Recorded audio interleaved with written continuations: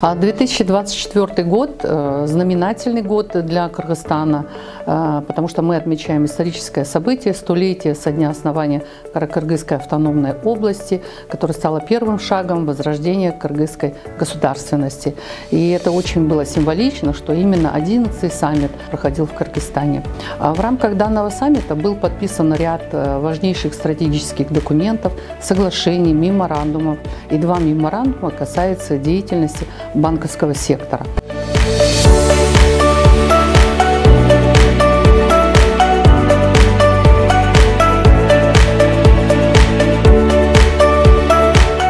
Данный меморандум был подписан председателями центральных национальных банков Азербайджанской Республики, Республики Казахстан, Кыргызской Республики, Турецкой Республики и Республики Узбекистан.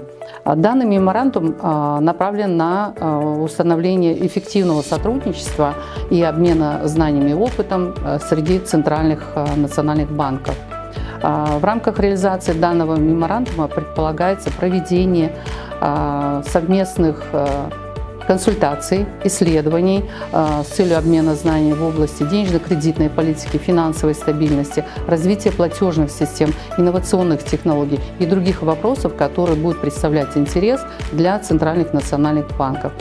Совет центральных национальных банков является консультативно-совещательным органом. Заседание его будет проходить не реже одного раза в год. В состав совета входят представители центральных национальных банков на уровне руководителей и их заместителей.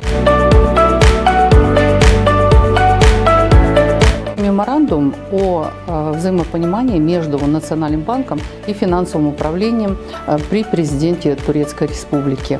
Данный меморандум направлен на установление сотрудничества в области цифровых технологий, обмена опытом и знаниями, включая программу повышения квалификации специалистов.